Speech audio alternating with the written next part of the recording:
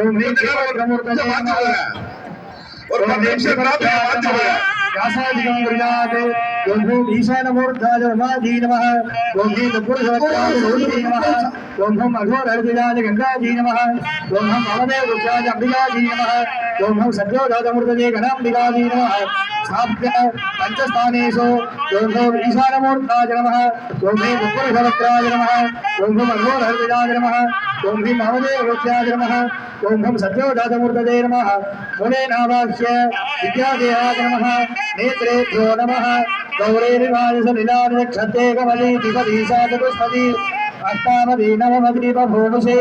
सहस्राक्षरापरमेन्द्रो मन्ये मूलमन्त्रेण आवाक्य आवाहन स्थापन सन्निधान सन्निरोधन दिग्बन्धन अवगुण्ठन कालत्रय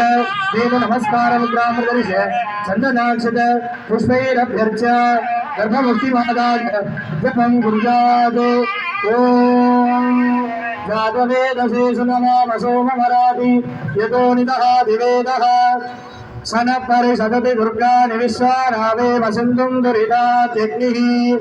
तामग्निवर्णान् तपसा चलन्ति वैदोजनीं कर्मफले सुजुष्टाम् दुर्गां देवीं शरणमहं प्रपद्ये सुकर सुकर सेरि नमः सद्योजान् प्रपद्यामि सद्योजातादवे नमो नमः भवे भवेनापि भवे भवस्वनां भवोद्भवाय नमः वामदेवाय नमो ज्येष्ठाय नमः श्रेष्ठ